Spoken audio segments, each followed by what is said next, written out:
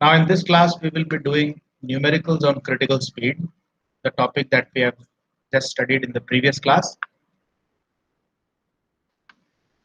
We were discussing tutorial sheet number 3, and as I told you, there are two questions that you have to prepare properly. You have to understand every aspect, everything that is contained in these two questions.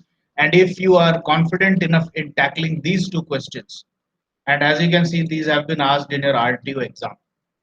So these are the exact type of questions that you can expect in your examination, whether it is your internal exam or your final RTO exam. Okay.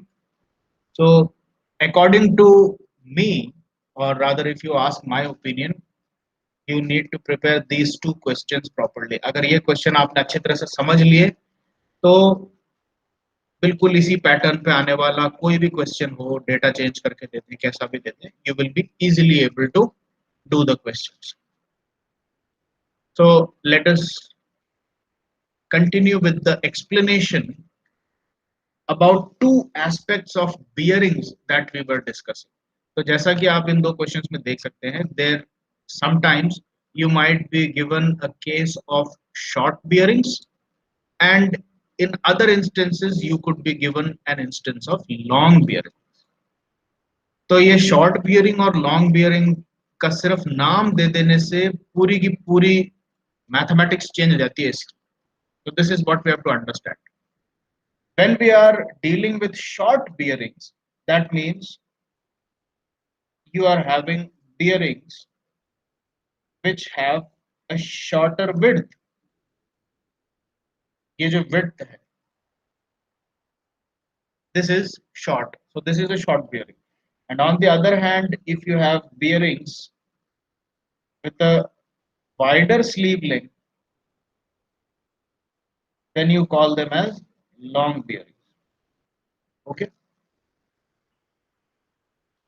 Now, what difference does it make whether the shafts are held in short bearings or they are held in long bearings? इससे क्या फर्क पड़ता है? Let us understand this first. When your shaft is held in short bearings, you will have something like this. So let us say this is your bearing which is holding your shaft like this.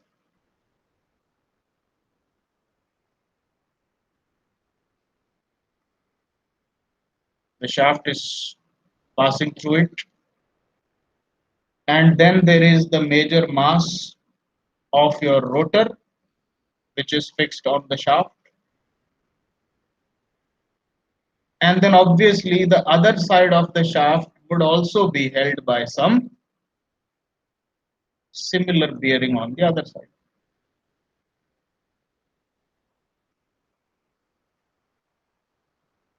And the tail end of the shaft will be passing like this. So this is the typical scenario in which one shaft is held at the two ends with short bearings. Now what happens is, when the rotation of the shaft starts, when the disc starts rotating, obviously because of all the phenomenon due to eccentricity of the mass of the disk, and then the shaft will start deviating from its position and it will acquire a shape like this. So all these phenomena are acting. Now while this is being enacted, ये पूरी जो कहानी जब इसकी चलेगी, तो basically short bearings की case में क्या होगा, the short bearings will allow the shaft a certain degree of rotary motion in the transverse direction. कहने का मतलब है शॉर्ट बियरिंग्स की विड्थ कम होने के कारण शॉर्ट बियरिंग्स आपके शाफ्ट को थोड़ा सा इस तरह का बेंड अलाउ करेंगे.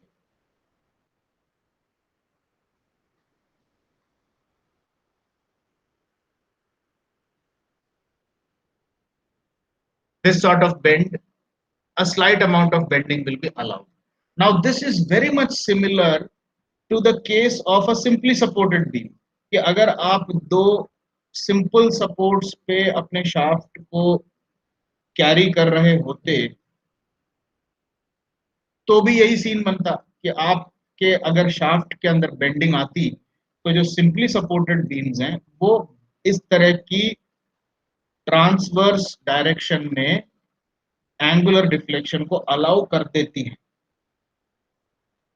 See, so in the case of short bearings, the case is very similar to that of the shaft as if it were held with the help of two simple supports. Why? Because the simple supports will allow this curved deflection to happen at their respective ends. And so does the short bearing allow a small amount of curvature at the bearing part. तो अपन ये कह सकते हैं कि जहां पर भी आपके प्रॉब्लम में शॉर्ट बियरिंग आ जाए, you treat it like a case of simply supported beam.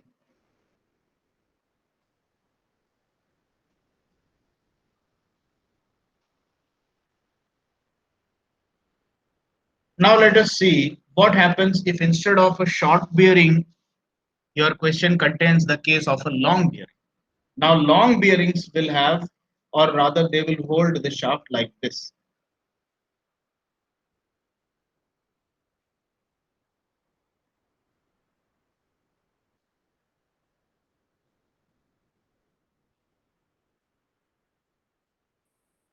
The shaft is passing through the long bearing like this, and obviously there are rollers inside it.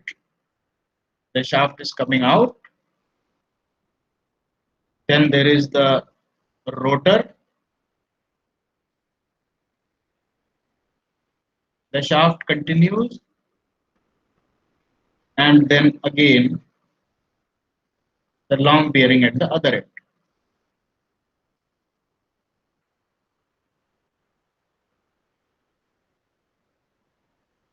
Like this. Now, if the sleeve width is larger, then it is easy to assume, or rather, it is easy to imagine that the bending of the shaft, which actually was easily possible in the case of short bearings, will not be so much easy when the bearings are long. अब जो shaft है आपका, उसका जो degree of freedom है वो अब इसमें कर्टेल हो जाए. ये देखो, you see, now when the bearings are long enough to hold the shaft inside it, तो shaft का जो ये end है, इस end पे आपका shaft जो है वो bend नहीं हो पाएगा. अगर यहाँ short bearing होती तो यहाँ पर कैसा प्रोफाइल बनता है ये देखिए. Observe the difference between these two profiles of the shaft. This is the profile for long bearing. This is the profile for short bearing. Do you see the difference? The long bearing is not allowing the shaft to bend, बल्कि मैं तो ये कहूंगा इसका ये जो left वाला जो पार्ट है ये भी ऐसा ही रहेगा, ये बेंड ही नहीं हो पाएगा. Whatever bending is there, it will occur only after the long bearing has ended, like this. ये है लॉन्ग बेयरिंग की काम. और शॉर्ट बेयरिंग जो है ये शाफ्ट को थोड़ा सा, बहुत ज्यादा तो ये भी नहीं अलाउ करेगा because it is holding the shaft, but comparatively it will allow the shaft to bend a little like this. But the long bearing, due to the elongated sleeve length, it will not allow the shaft to properly bend. Or rather, we can say that the case of the long bearing is just like the case of a beam which is fixed at both the ends. आपने strength of materials के अंदर fixed beams के बारे में पढ़ाई की होगी. Fixed ends होते हैं जिसके. And now if you apply a load at the center, the fixed ends will not allow any rotation at the fixed ends. तो यहाँ पर जो आपके बीम का जो प्रोफाइल बनता है बेंड होने के बाद वो ऐसा बनता है.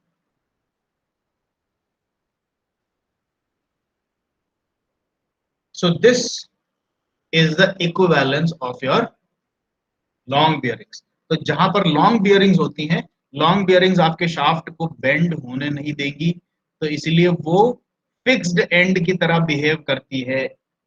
So whenever a case of long bearing appears in your problem, you treat it like long bearings, treat it like beam with both ends fixed.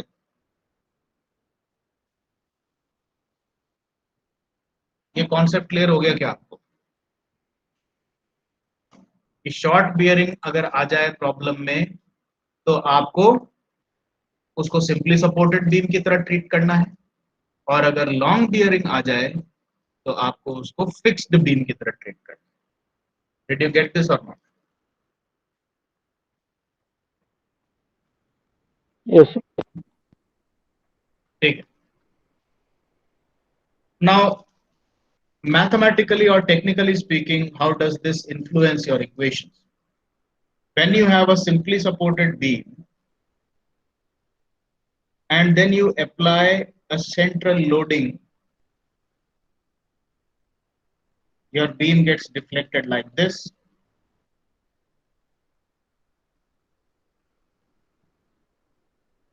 And what is the deflection delta at the center? Can you give me the formula for deflection at the center of the beam, delta,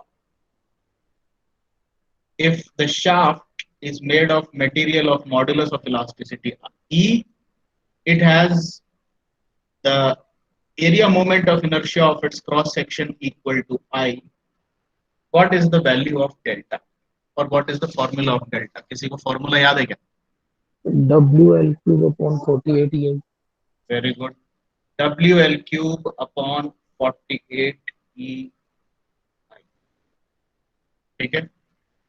And what happens if instead of a simply supported beam, I have a fixed beam, and again I apply a load W at the center so that the deflection profile looks like this.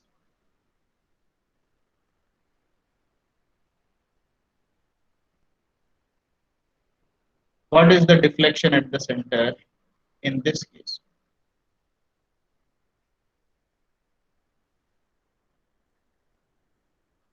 याद है क्या formula? WL cube upon 192 EI. तो remember these two फॉर्मूले. ये दोनों आपके बहुत ज्यादा काम की इंफॉर्मेशन है. किस केस में? जब आप क्रिटिकल स्पीड ऑफ शाफ्ट से रिलेटेड न्यूमेरिकल सॉल्व करेंगे. फॉर अ फिक्स्ड बीम और for long bearings, the deflection at the center is WL cube upon 192 EI. For short beams, or sorry, short bearings, where your shaft rotor system can be treated as a simply supported beam, the deflection at the center due to the location of your rotor will be WL cube upon 48 EI. This is for short bearings. ठीक है. अब इसको लेके अपन क्या use करने जा रहे हैं, इसका क्या काम आएगा, ये अपन समझते हैं. सी द क्वेश्चन सेज, ये सारी इंफॉर्मेशन आ गई. एक और बार अपन क्वेश्चन नंबर 12 की इंफॉर्मेशन ले लेते हैं. Mass of the rotor is 10 kg. So let us write down mass of the rotor is 10 kg.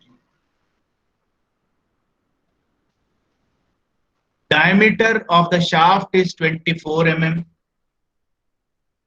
Let us say D is equal to 0.024 meters. Supported at the ends by two short bearings which are 1 meter apart. So we have a scenario like this. Short bearings, the shaft is passing through here. You have your disc of mass 10 kg. again a short bearing. This is the case, and the distance between the two short bearings is 1 meter. So the length of the beam should be effectively taken as the distance between the two short bearings. So I am taking length of the beam as 1 meter.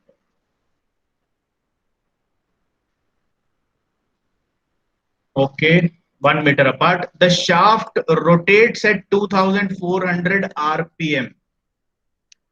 If RPM of rotation is given as 2400 RPM, capital M, what is the value of omega? The actual rotational speed of the shaft omega. कितनी है? कैसे निकालते हैं?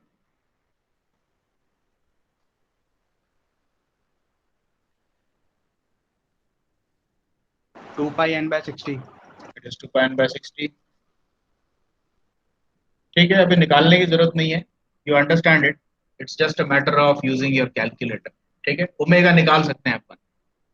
Next, if the center of the mass of the rotor is 0.12 mm away from the geometric center of the rotor due to certain manufacturing defects. अब ये बताओ ये क्या है? Look at the highlighted line and tell me what is this information. ये क्या बताना? क्या है ये? E given है. This is the value of eccentricity. It is telling you कि look at the rotor. The rotor is like this. अभी अपन rotor को थोड़ा सा आइसोमेट्रिक व्यू में देख रहे हैं. बोल रहे हैं मैन्युफैक्चरिंग डिफेक्ट्स के कारण रोटर का जो सेंटर ऑफ मास है वो इसके ज्योमेट्रिक सेंटर पे ना हो करके इससे थोड़ा हट करके है. So this is the case. G is here. This is the geometric centre O. और ये कितना दूर है? ये एक्सेंट्रिसिटी ई से दूर होता है. And the value of eccentricity here in this case is given bye 0.12 mm. ये कितना लेंगे अपन? 0.12 into 10 to power minus 3 meters. इतना लेंगे एक्सेंट्रिसिटी ई की value. Okay, find the amplitude of steady state vibrations and dynamic force transmitted to the bearings and also find the critical speed. तीन चीजें निकालनी है. Take the value of E as 200 giga newton per metre square. तो E कितना हो गया? E की value भी ले लें. Capital E is given as 200 giga newton का मतलब 200 multiplied by 10 to power 9 newton per metre square. So this is your capital E. This is also given. और तीन चीजें क्या क्या पूछी है? The first thing is amplitude of steady state vibrations. That means once the shaft has stabilized while it is rotating at a constant rpm of 2400, यानी कि omega को इस rpm पे कांस्टेंट कर दिया है तो स्टेडी स्टेट रीच हो गया. तो स्टेडी स्टेट पे एम्पलीट्यूड कितना है इसका क्या मतलब होगा? Now we are talking about this thing.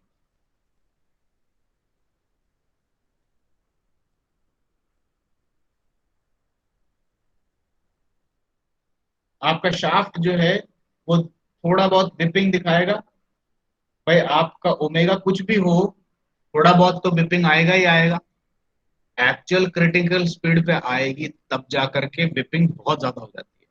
लेकिन क्रिटिकल स्पीड के पास भी आ जाता है अगर आपका आरपीएम, तो थोड़ा बहुत तो वॉबलिंग स्टार्ट हो ही जाता है. ये आपने वीडियो में भी देखा था. तो यहाँ पर ये amplitude of steady state vibration जो पूछ रहा है, it is actually asking you this R value कि अपने मेन सेंटर से ये कितना डेविएट होता है. ये चीज पूछ रहा है आपसे. दिस आर, दिस थिंग, ये जो distance, this is the amplitude of steady state vibration. क्योंकि ये इसी डिस्टेंस को मेंटेन करेगा दूसरे साइड में और ये पूरा एक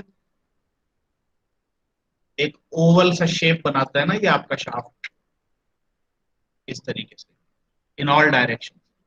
तो ये आपने सेंटर से कितने डिस्टेंस पे मेंटेन हो रहा है ये, this is the steady state amplitude. ठीक है, तो आर की वैल्यू कैसे निकालते हैं बताओ?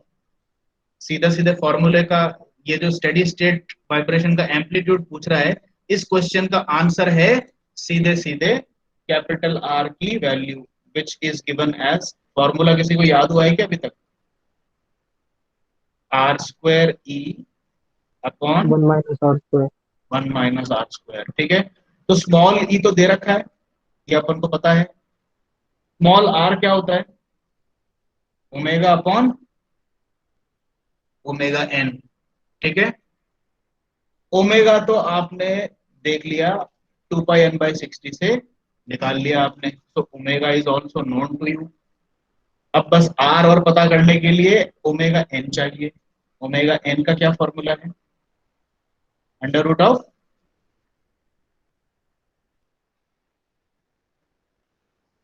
k by m।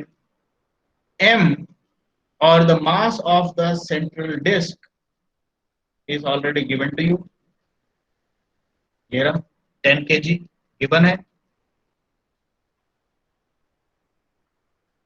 के कैसे निकालेंगे बताओ? अब यहां पर काम आता है आपका शॉर्ट बियरिंग का information. K is the transverse stiffness of the shaft, right? If you remember what I told you in the previous class. तो K का मतलब ये है कि अगर मैं शॉर्ट बियरिंग की बात हुई थी अपने अभी, in this particular example you are using short bearing. ठीक है, तो शॉर्ट बियरिंग का मतलब हो गया you are actually having a simply supported beam like situation. अब इस सिचुएशन में इस K का क्या मतलब है? इस K का ये मतलब है मैं इसके सेंटर पे कितनी फोर्स लगाऊं जिससे कि इसमें 1 यूनिट का सेंट्रल डिफ्लेक्शन आ जाए।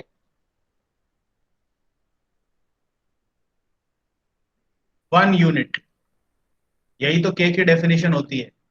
द स्प्रिंग कांस्टेंट और the stiffness constant k is force required to produce unit deflection. तो अपन ट्रांसवर्स स्टिफनेस की बात कर रहे हैं, तो ट्रांसवर्स डायरेक्शन में कितनी फोर्स लगाऊं जिससे ट्रांसवर्स डायरेक्शन में यूनिट डिफ्लेक्शन आ जाए, इतनी सी बात हो रही है। तो अब ये कैसे निकलता है? इस चीज के लिए अपन डेल्टा का फॉर्मूला यूज करते हैं। For a simply supported beam the deflection produced at the centre is given by WL³ upon 48 EI। And if you remember our previous exercises, अपन कम से कम 2 या 3 बार इस चीज को यूज कर चुके हैं। How do you calculate the value of के फ्रॉम द अबव इक्वेशन? के कैसे निकालेंगे इससे?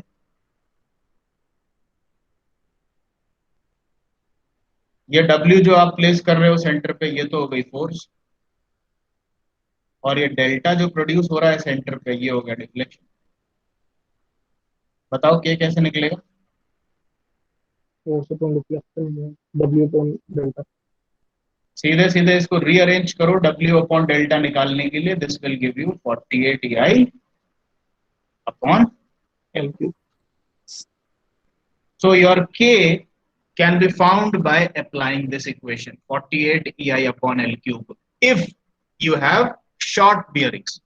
अगर यहां पर लॉन्ग बियरिंग्स आ जाती तो ये 48 EI अपॉन एल क्यूब की जगह क्या आ जाता? 192 EI अपॉन एल क्यूब हो जाता। इतनी सी बात है। तो दो केसेस इसी तरीके से यूज करनी है। सो दिस इंफॉर्मेशन कि भाई आपकी शाफ्ट शॉर्ट बियरिंग है कि लॉन्ग बियरिंग है, ये चीज आपके इससे काम में आती है कि आपका के कैसे निकलेगा। एनीवे, ई की वैल्यू आपको प्रॉब्लम में गिवन है 200 गीगा पास्कल। एल की value, the distance between two bearings 1 metre given है, ये भी पता लग गया। L is also given. I कैसे निकालेंगे? Now you see, when you are talking about a shaft, the shaft will necessarily be of a circular cross section। ठीक है, घुमाना है ना इसको तो पकड़ के, तो ये राउंड क्रॉस सेक्शन का होगा। राउंड क्रॉस सेक्शन का एरिया मोमेंट ऑफ इनर्शिया का फॉर्मूला बताइए। pi by 64 d to power 4. Pi d raise to power 4/64। ठीक है। अगर ये पोलर मोमेंट ऑफ इनर्शिया होता तो पाई डी रेस टू पावर 4/32 होता, लेकिन यहां पर एरिया मोमेंट ऑफ इनर्शिया आता है, so this is pi d raise to power 4/64। तो आई निकालने के लिए आपको क्या चाहिए, सिर्फ शाफ्ट का डायमीटर चाहिए, जो कि आपको प्रॉब्लम में फिर से दे रखा है। This is also given. ठीक है। तो डी की वैल्यू रखेंगे यहां पे, तो आई निकल जाएगा। आई निकल गया, यहां पर रखेंगे तो ई आई और एल की वैल्यू यूज करते हुए के निकल गया आपका। के पता लग गया तो यहां पर आएंगे और अंडर रूट के बाय एम करके ओमेगा एन निकाल लेंगे, और ओमेगा एन पता लग गया तो उससे फ्रीक्वेंसी रेशियो आर निकाल लेंगे, और आर पता लग गया तो यहां पर ला करके आप अपने इक्वेशन में रखेंगे, और अब आपका कैपिटल आर पता लग जाएगा। पूरा प्रोग्रेशन समझ में आया कि नहीं आया आपको? आगे से। क्लियर हो गया ना? तो Yes. This is how you solve the first part of your problem, amplitude of steady state vibration. ठीक है। अच्छा, dynamic force transmitted to the bearings में अभी समझाता हूं। फाइंड द क्रिटिकल स्पीड, ये कैसे निकालेंगे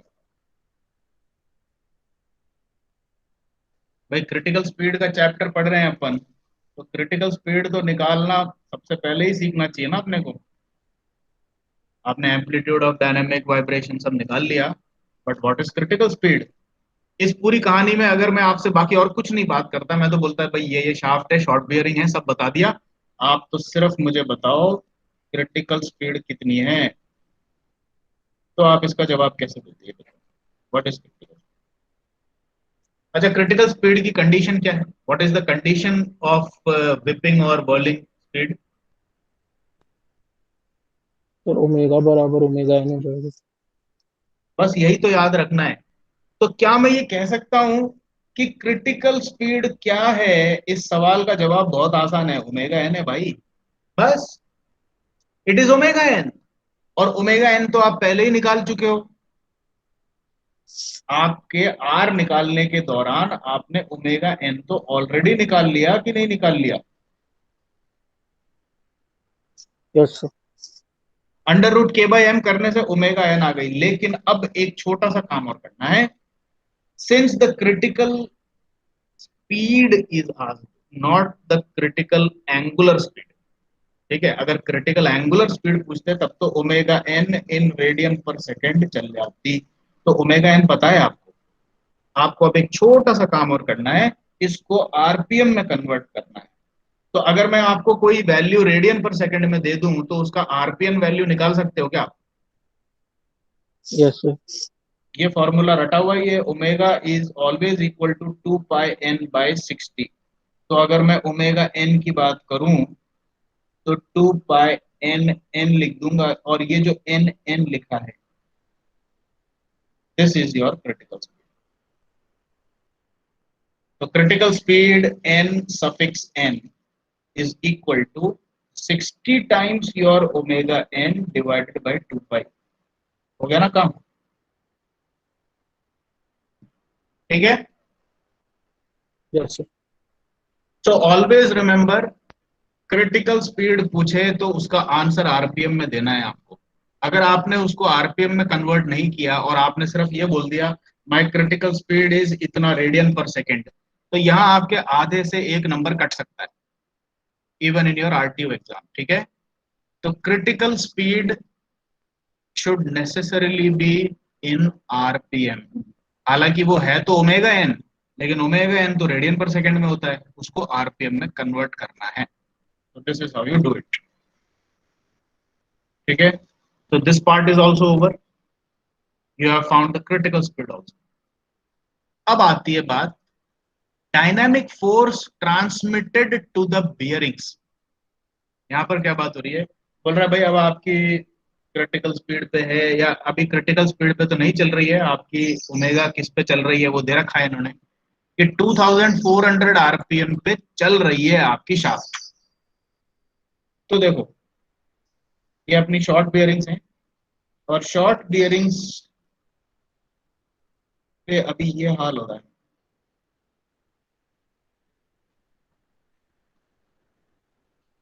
this is how your shaft is behaving. इस तरीके से वॉबलिंग हो रही है, थोड़ी बहुत हो रही होगी। अगर ये क्रिटिकल स्पीड पे होती तो कैसा होता हाल? तब तो बहुत बुरा हाल होता।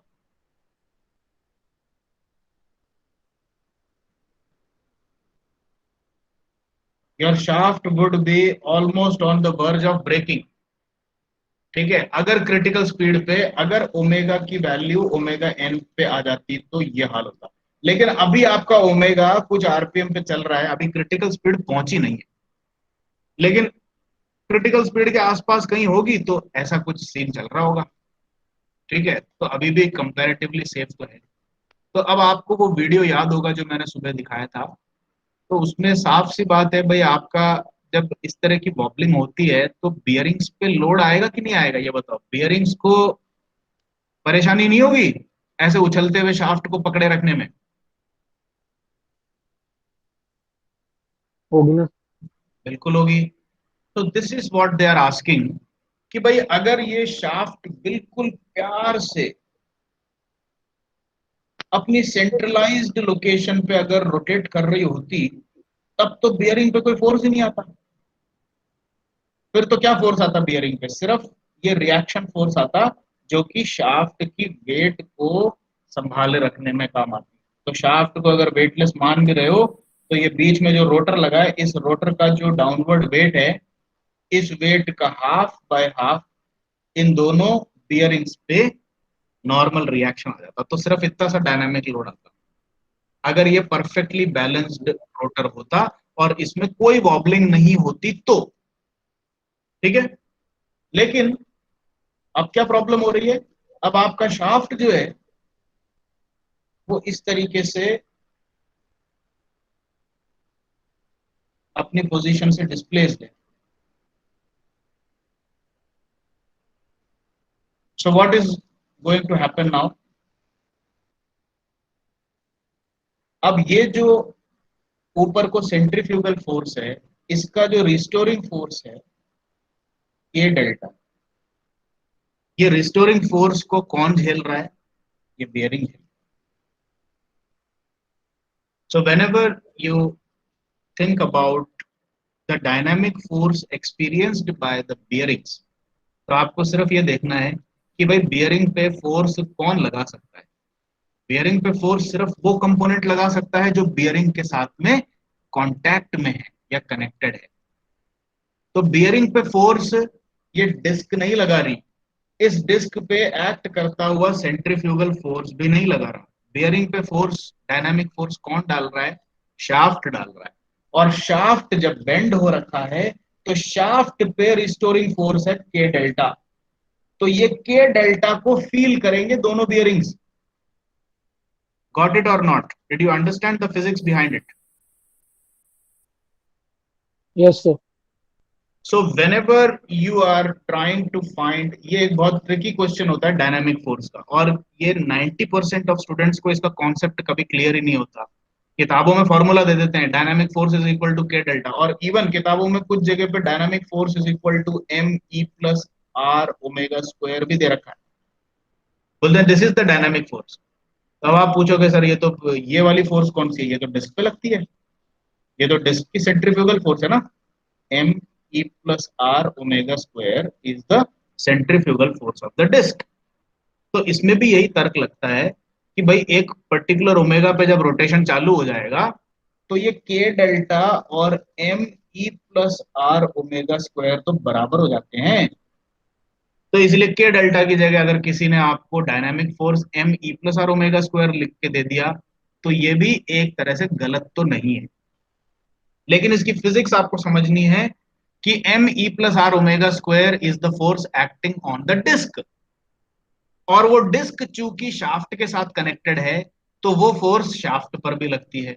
लेकिन शाफ्ट पर जब सेंट्रीफ्यूगल फोर्स लगता है तो वो बेंड हो जाती है, और जब वो बेंड होता है तो उस पर एक रिस्टोरिंग फोर्स जनरेट होती है, और वो रिस्टोरिंग फोर्स आपकी बियरिंग्स को फील होता है। ये जो बेंड है शाफ्ट का, ये बेंड को कौन पकड़ के बैठा है? अगर ये बियरिंग यहाँ नहीं होते तो ये शाफ्ट तो ऊपर को उड़ जाती ना, तो इसको पकड़ के तो बियरिंग्स ही बैठे हैं। So the bearings are actually experiencing the k delta force, and you can say that since k delta is numerically equal to me plus r omega square, so inadvertently or indirectly you can say that the bearings are experiencing me plus r omega square also. तो या तो k delta से निकाल लो या me plus r omega square से निकाल लो, इन दोनों में से कोई सी भी एक चीज यूज करके डायनामिक फोर्स निकाली जाती है। तो अब इसमें आपको कौन सा वाला पसंद है? M E plus R omega square पसंद है या के डेल्टा पसंद है? क्योंकि आपके पास सारी इंफॉर्मेशन है। आप अगर इस फॉर्मूले से निकालना चाहें तो आपको ओमेगा पता है, आर पता है, ई पता है, एम पता है, ये सारी चीजें आपको पता लग चुकी है। और अगर आपको के डेल्टा पसंद है तो के आपने निकाल लिया, और डेल्टा तो आपको पता ही है, it is 48 E I upon L cube, ये भी पता है। So now it's totally up to you which formula you want to use. ठीक है, तो मैंने जो आपको सॉल्यूशन दे रखा है इस प्रॉब्लम का, उसमें सीधे सीधे के डेल्टा यूज कर रखी है। लेकिन अब एक छोटा सा ट्रिक और फंसता है इसमें। अच्छा, समझ में आ गया ना आपको क्या करने का है? Whenever the term dynamic force is asked, आपसे डायनामिक फोर्स पूछें तो just remember this is k delta. Okay, अब इसमें एक छोटा सा टेक्निकल ग्लिच और आता है। क्या ग्लिच है? हॉरिजॉन्टल शाफ्ट, छोटा सा हार्मलेस सा एक आइटम है जो हॉरिजॉन्टल वर्ड है, लेकिन इससे आपका आंसर टोटली गलत और सही हो सकता है। तो अपन ने अभी समझ लिया कि भाई डायनामिक फोर्स ऑन रोटर के डेल्टा होती है, sorry dynamic force on bearings के इंटू डेल्टा से निकालना है। लेकिन अब आप ये दो कंडीशन समझ के देखिए। अगर मैं हॉरिजॉन्टल की बजाय वर्टिकल शाफ्ट ले लूं, ये तो बियरिंग हो गई और ये मेरा रोटर हो गया सेंटर पे। ठीक है, तो इसके कारण ये बाहर को जो सेंट्रीफ्यूगल फोर्स होगी, तो अब ये ऐसा बेंड आएगा, तो जो फोर्स होगा रिस्टोरिंग फोर्स के डेल्टा होगा। तो वर्टिकल शाफ्ट के केस में dynamic force is only equal to K delta. लेकिन अगर मेरा शाफ्ट हॉरिजॉन्टल है,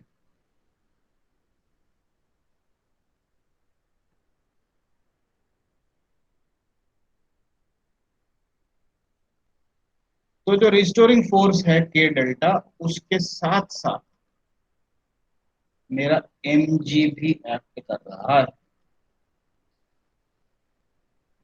ठीक है, तो जब आपकी शाफ्ट ऊपर को बेंड होगी तो रिस्टोरिंग फोर्स नीचे और एम जी भी नीचे। जब आपकी शाफ्ट नीचे को बेंड होगी तो एम जी डायरेक्शन नीचे को होगी और के डेल्टा की डायरेक्शन ऊपर को होगी। तो एक्चुअली जब आपका शाफ्ट नीचे को झूल रहा होता है तो उस पे बियरिंग्स पे डायनामिक फोर्स कम है, लेकिन जब आपका शाफ्ट ऊपर की तरफ है तो उस पर डायनामिक फोर्स ज्यादा है। ठीक है, तो कुल मिलाकर के अपन ये कह सकते हैं कि मैक्सिमम डायनामिक फोर्स कितनी होगी आपके बियरिंग्स पे हॉरिजॉन्टल शाफ्ट के केस में?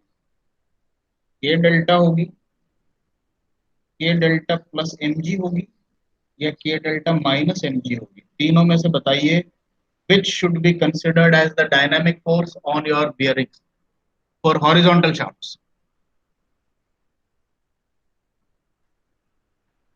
ये delta plus M G. K delta plus M G is the correct answer. ठीक है, तो आपकी जो डायनामिक फोर्स निकालने को कहे तो ये जरूर चेक करना कि शाफ्ट भैया हॉरिजॉन्टल है कि वर्टिकल है।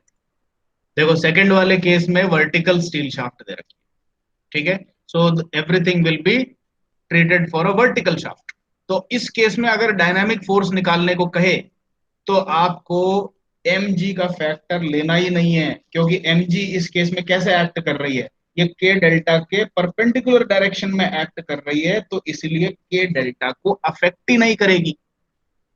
देखा आपने, वर्टिकल शाफ्ट ले लूं तो रोटर का जो mg है that is acting perpendicular to k delta and therefore they will not interfere each other, mutual interaction होगा ही नहीं इनका।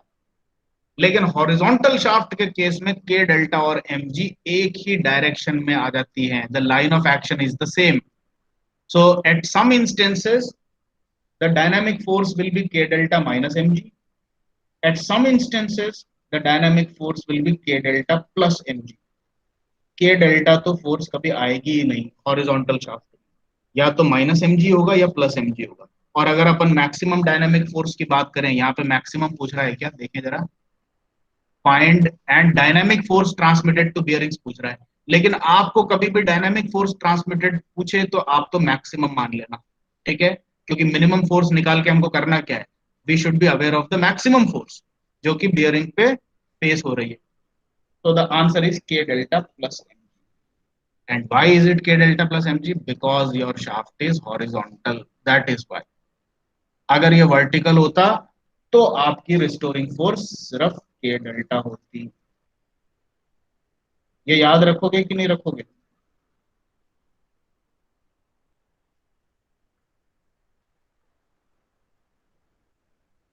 के delta plus mg is equal to dynamic force for horizontal. तो dynamic force for horizontal shaft is k delta plus mg, dynamic force for vertical shaft is k delta, that is, ठीक है, clear हुआ? Yes sir. अब देखो second वाला numerical बहुत complicated numerical है, और इसका कॉन्सेप्ट समझे बिना कोई भी स्टूडेंट इसको सॉल्व नहीं कर सकता, क्योंकि इसमें आपकी स्ट्रेंथ ऑफ मटेरियल्स बहुत बुरी तरीके से उलझ जाती है। And actually you need to take up your strength of material books and you need at least 1 to 2 hours of refresher study. आपको एक रिफ्रेशर कोर्स करना पड़ेगा खुद जाकर के स्ट्रेंथ ऑफ मटेरियल्स का। लेकिन मैं आपको इसका मोटा मोटा सार बता देता हूँ, ठीक है। एक बार क्वेश्चन नंबर 13 को पढ़ें।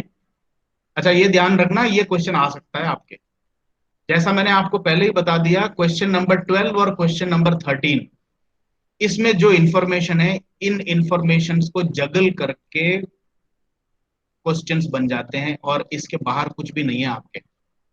तो 12 और 13 नंबर का क्वेश्चन आपके critical shaft, critical speed of shaft से बहुत बहुत बहुत ज्यादा इंपॉर्टेंट है। इन दोनों के अंदर की जो टेक्निक है ये आपको अच्छी तरह से घोट के पी लेनी है, you have to understand it very well. 12th वाले का तो आपने समझ ही लिया है, डायनामिक फोर्स का कॉन्सेप्ट समझ लिया, हॉरिजॉन्टल और वर्टिकल का कॉन्सेप्ट समझ लिया, शॉर्ट बियरिंग लॉन्ग बियरिंग का कॉन्सेप्ट समझ लिया, ये सारी चीजें क्लियर हो गई आपकी, ठीक है। Now let us see what other concepts can be involved in such questions. अब देखो, वर्टिकल शाफ्ट दे रखा है, डायमीटर दे रखा है, लॉन्ग बियरिंग, तो इसका मतलब फिक्स्ड एंड वाला कंडीशन लेना पड़ेगा अपने को। They are 1 metre apart. देखें क्या क्या इंफॉर्मेशन दे रखी है, जल्दी से अपन कॉपी कर लेते हैं। 12 mm डायमीटर, तो diameter of shaft D is given. Long bearings यानी फिक्स्ड एंड कंडीशन हो गई, 1 मीटर अपार्ट यानी length of beam is given. Carries at its middle a disc of mass 12 kg, तो मास 12 kg दे रखा है, डिस्क का weight we will take it as m, given data. eccentricity of the center of gravity of the disk from center of rotor is 0.3 mm, eccentricity E is given। और देखें, modulus of elasticity of shaft material is given, capital E is given। And the permissible stress, अब देखो आ गया ना आपका strength of material इसमें। अब इसको लेकर के काफी लंबी चौड़ी कहानी। द परमिसिबल स्ट्रेस यानी कि ये बोल रहा है आप स्पीड बढ़ाओगे शाफ्ट की, स्पीड बढ़ाते बढ़ाते उसमें डेविएशन बढ़ेगा, कैपिटल आर बढ़ता जाएगा, एम्पलीट्यूड बढ़ेगा, और जैसे जैसे क्रिटिकल स्पीड के पास जाते जाओगे आपके शाफ्ट में बेंडिंग और ज्यादा आती चली जाएगी, राइट। तो ये बोल रहा है कि आपके शाफ्ट की स्पीड उतनी ही होनी चाहिए जिससे कि जब आपका शाफ्ट बेंड होना चालू हो जाए तो उसके अंदर जो स्ट्रेस डेवलप होगा वो इस परमिसिबल स्ट्रेस से ज्यादा नहीं जाना चाहिए। This is the story now. Now everything is tied up with a limiting value of stress experienced by the shaft material. तो बोल रहा है कि भाई हमने लिमिट दे दी, परमिसिबल स्ट्रेस दे दिया आपको। अब बताओ कि गिवन इंफॉर्मेशन से सबसे पहले तो क्रिटिकल स्पीड ऑफ शाफ्ट निकालनी है, कैसे निकालोगे? क्रिटिकल स्पीड ऑफ शाफ्ट की जैसे ही बात आए तो आप तो सीधे देखो ओमेगा एन पे चले जाओ। This is the critical speed of shaft. Omega N पहले पता करना है, फिर ओमेगा एन से एन एन पता कर लेंगे। आरपीएम में आंसर चाहिए होता है। ओमेगा एन क्या है? अंडर रूट के बाय एम। एम गिवन है, गिवन डेटा है। के कैसे निकालेंगे बताओ, व्हाट इज द फॉर्मूला? अभी मैंने आपको बताया था 192 EI upon L cube. है ना। तो पहले तो डेल्टा का फॉर्मूला याद करना कि अगर फिक्स्ड बीम है,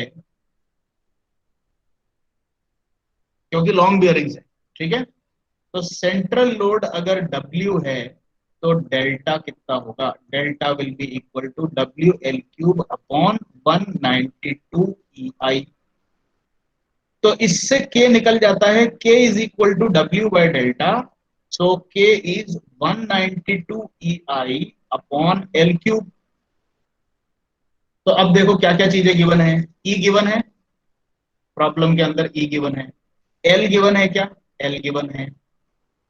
I, आई निकाला जा सकता है, it is pi D raise to power 4/64। Small D given है क्या? स्मॉल डी भी गिवन है, तो आई पता लग गया। सो आई इज नोन। तो 192 ई पता है, आई पता है, एल पता है। ये चीज निकाल के के पता लग गई। के पता लग गया तो आपको अब के भी पता है, एम भी पता है। अंडर रूट के बाय एम निकाल करके ओमेगा एन निकल गया। और अगर ओमेगा एन निकल गया तो ओमेगा का 2πn/60 वाले फॉर्मूले से एन एन निकाल लीजिए आरपीएम में। ये पार्ट ऑफ द प्रॉब्लम तो क्लियर हो गया। इसमें ये तो पहले जैसा ही है, बस सिर्फ फॉर्मूला चेंज हुआ है यहाँ पे। ओमेगा एन यानी क्रिटिकल स्पीड निकालने का कॉन्सेप्ट हमेशा यही है। You just have to pay attention whether the bearings are short bearings और लॉन्ग बियरिंग। ठीक है, आगे चलें। Now the next thing it is asking is the range of speed over which it is unsafe to run the shaft। ये एक बहुत important question है, और ये क्वेश्चन अगर आपका आ गया तो इसको कैसे सॉल्व करना है यही आपको सीखना। ठीक है, तो ये बोल रहा है कि भाई आपकी परमिसिबल स्ट्रेस दे रखी है, यानी कि बोल रहा है कि आपकी शाफ्ट की आरपीएम इतनी ही होनी चाहिए कि शाफ्ट का स्ट्रेस लिमिट इसको क्रॉस ना करे। तो इस कंडीशन को लेते हुए ये बताओ कि मेरी सेफ रेंज ऑफ स्पीड कितनी है इस शाफ्ट के लिए। ठीक है, अब देखो ये कॉन्सेप्ट जब भी आए, सेफ रेंज ऑफ स्पीड की बात आए, तो आप हमेशा याद रखना जो मैंने आपको सिखाया था। नंबर लाइन पे आपकी स्पीड 0 से स्टार्ट होती है, और थियोरेटिकली तो स्पीड कितनी भी हो सकती है, इंफिनिटी भी हो सकती है। ठीक है, we are talking about omega, कि मैं अपनी शाफ्ट की रोटेशनल ओमेगा को बढ़ा रहा हूं। इस नंबर लाइन पे कहीं एक जगह एक न्यूमेरिकल वैल्यू बैठी है ओमेगा एन की, which is the critical speed. और आपको पता है कि आपकी ओमेगा चलते चलते चलते ओमेगा एन पे आ जाए तब तो भूचाल मच जाएगा।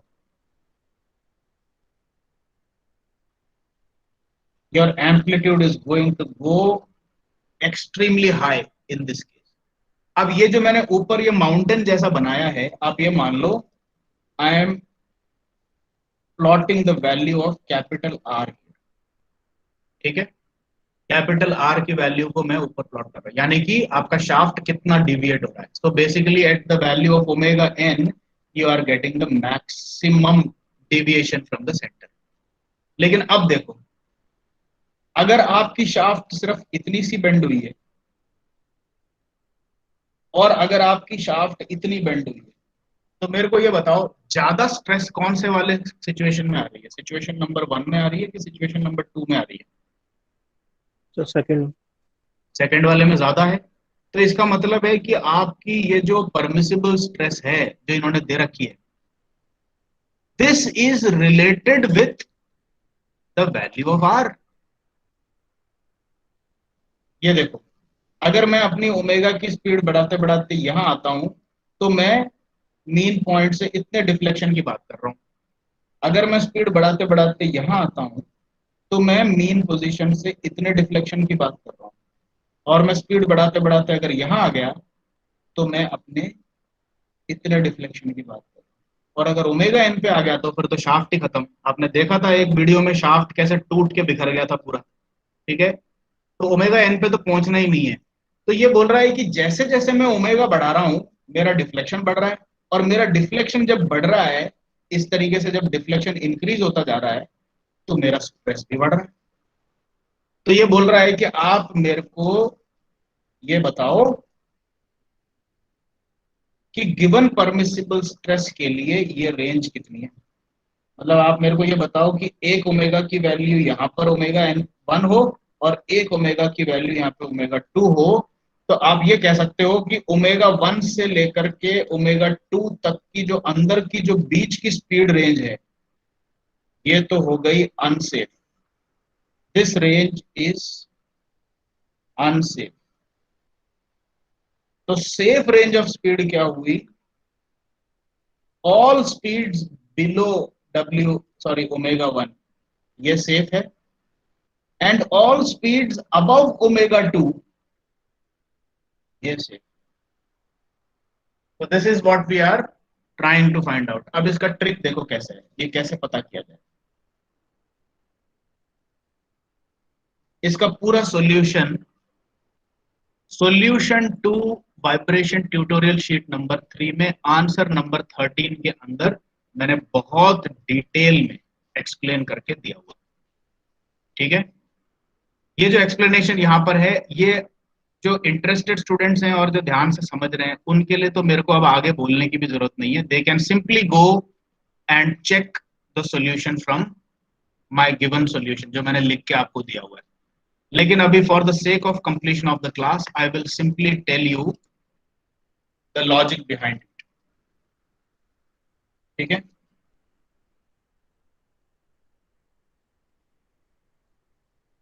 आपकी शाफ्ट में बेंडिंग आ रही है,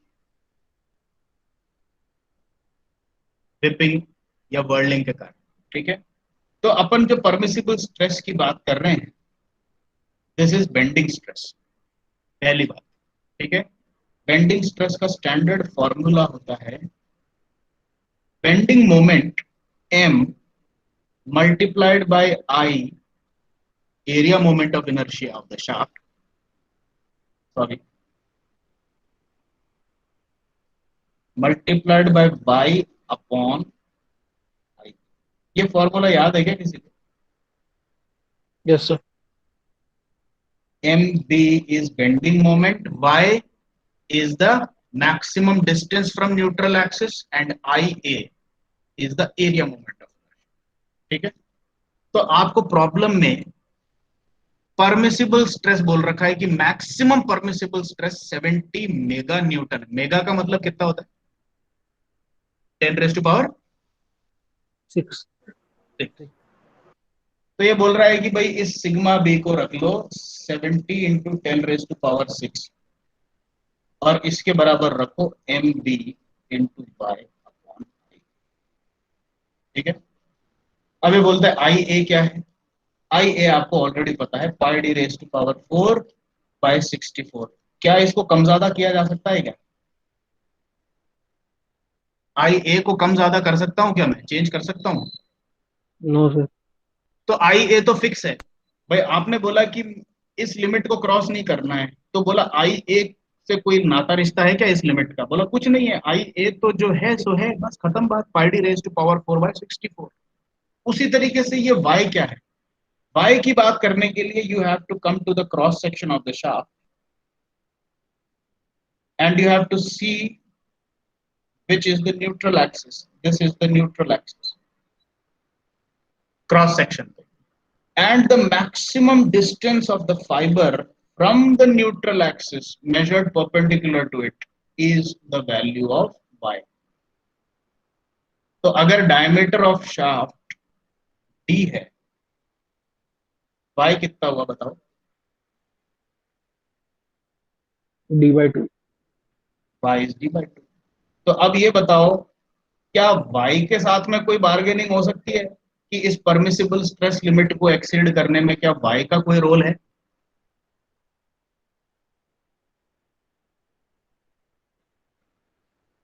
It is a not. constant. It is a constant, and y cannot help you. ना तो आई ए चेंज हो सकता है ना y चेंज हो सकता है।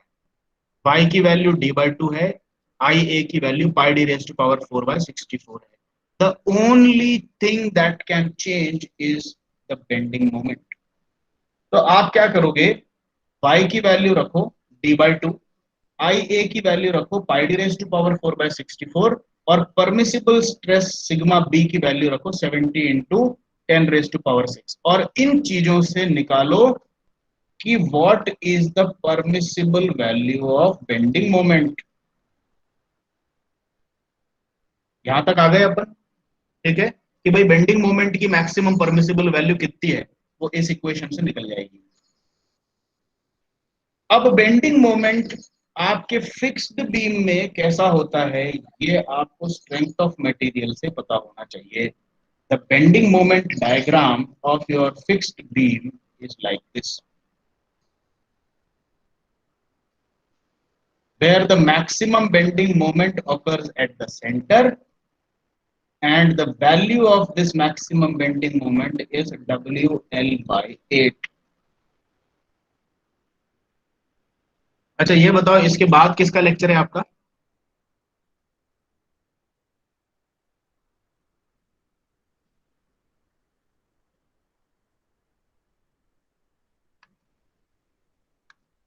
हितेश?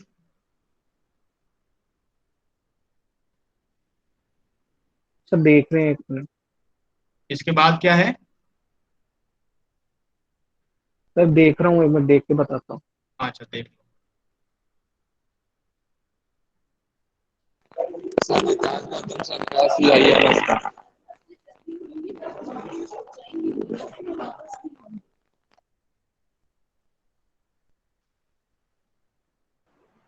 CIMS सर का। सिम्स का है। तो विकास गौतम सर का। ओके, एनीवे अब देखो, मैक्सिमम बेंडिंग मोमेंट आपने परमिसिबल निकाल ली, इसको इक्वल रखो आप WL/8 के, क्योंकि ये आपके मैक्सिमम बेंडिंग मोमेंट डायग्राम से निकलता है। तो आप ये एक तरह से मान लो कि this you have to remember, जैसा मैंने कहा था, यह आपके स्ट्रेंथ ऑफ मटेरियल के कॉन्सेप्ट से निकल के आती है। For fixed beam with a point load at the centre W, the maximum bending moment is WL/8। तो परमिसिबल मैक्सिमम बेंडिंग मोमेंट की वैल्यू WL/8 रखो। अब इसमें लेंथ ऑफ बीम आपको गिवन है, इसको रख करके W परमिसिबल निकालो। भाई MB परमिसिबल तो निकल गया, L पता है, तो इसको रीअरेंज किया और W परमिसिबल निकाला। ठीक है, अब जब W परमिसिबल निकल गया तो आप ये देखो कि मैं इस पे जब मैक्सिमम W परमिसिबल रख पाऊंगा तो मेरे को एक डेल्टा डिफ्लेक्शन मिलेगी। So you keep this W permissible equal to the restoring force K into delta। और W permissible आपको पता है, K की वैल्यू आपको फिक्स्ड बीम के लिए निकालना आता है, तो इसको रीअरेंज करके डेल्टा परमिसिबल निकालो। ये एक के पीछे एक चेन रिएक्शन की तरह है, ठीक है। और डेल्टा परमिसिबल अगर निकल गया तो अब आपको ये देखना है कि बीम के रोटेशन के दौरान जो आपका डिफ्लेक्शन आता है, जिसको आप यहाँ पे डेल्टा कह रहे हो, this is basically your capital R. And now instead of calling it delta permissible, जो वैल्यू आपने निकाल ली है, you call it as capital R. और कैपिटल आर का अब आपको मैंने एक फॉर्मूला बताया था, plus minus E R square upon 1 - r²। अब ये प्लस माइनस साइन यूज करेंगे, आर जो है आपने डेल्टा परमिसिबल से इक्वल ले लिया, तो this is your delta permissible. इसको आर को यहां पर रखेंगे और एक बार प्लस साइन लेंगे और उससे स्मॉल आर निकालेंगे, R1। एक बार माइनस साइन रखेंगे और आर कैपिटल आर को तो वही रखेंगे और माइनस साइन रख करके एक दूसरा आर निकालेंगे, R2। और R1 और R2 क्या है, बेसिकली ω1/ω_n और ω2/ω_n। जब आपको R1 और R2 मिल जाएंगे, ω_n आपको क्रिटिकल स्पीड पता ही है, आपने निकाल ही लिया है, तो अब आप इससे ω1 और ω2 निकालेंगे। और जब ये दो ω1 और ω2 आ जाएगी तो आप नंबर लाइन पे इसको प्लॉट करेंगे, ω1 ω2, और आप उसके बाद अपने एग्जाम पेपर में क्लेम करेंगे the range of speed between ω1 and ω2 is unsafe and the range below ω1 is safe, the range above ω2 is safe।